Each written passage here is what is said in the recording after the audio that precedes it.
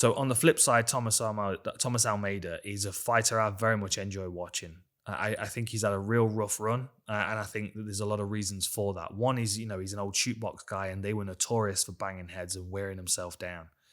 Um, but the actual technical ability of Thomas Almeida, he keeps a nice tight guard, and he's got nice crisp punches. They move it in all the regular patterns that you would like of a well-trained fighter, well polished movements. He gets his head off the center line well. He chops into the legs with nice technique. That just a general good schooling of basic Muay Thai.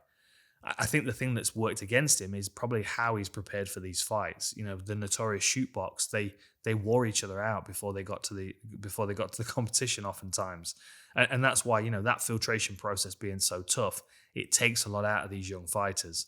And, there've been times in Almeida's career when he's been caught with a shot, and then all of a sudden you can see he's not quite clear. And there a lot of those shots that I felt like he's took and he's been hurt with, I feel like he would have taken better had he not ran through 1,000 hard sparring rounds in the gym before.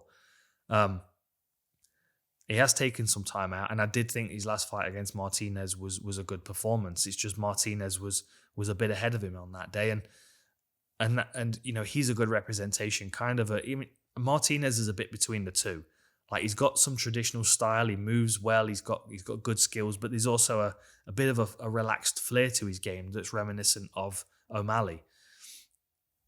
The challenge here is going to be trying to figure out how to get close to O'Malley and impose his game. I always use this same example, but Marc Antonio Barrera against Nassim Hamed, Hamed was thrashing guys because they just couldn't read him. Like, he would lunge in from weird angles and catch them and do all manner of unorthodox movement. And that was a part of the strength of his game. Was these traditional boxers, they're expecting the jab to come this direction. And when it comes this direction and they're slipping onto it, it kind of fries their brain because they're getting hit from angles that they're not used to being hit from. It's like ask next time you're with a pro fighter, or if you're a pro fighter yourself, you'll know this, or even an amateur. Like, the most difficult people to spar with are the beginners, because they've got no concept of which direction their arms should move when they're throwing strikes. I mean, they've seen somebody else do it, but to have a mastery of that rhythm themselves is difficult. Now, someone that's had traditional schooling, they'll throw a jab right down the pipe. It'll be real clean and you'll see it coming. It'll be fast and it'll be polished, and they have to set it up, but you'll know the direction that it's coming from because it's predictable.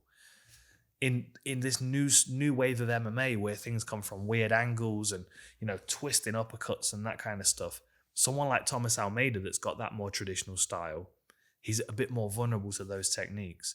So that's what he's got to overcome in this one, is that unpredictability that O'Malley brings.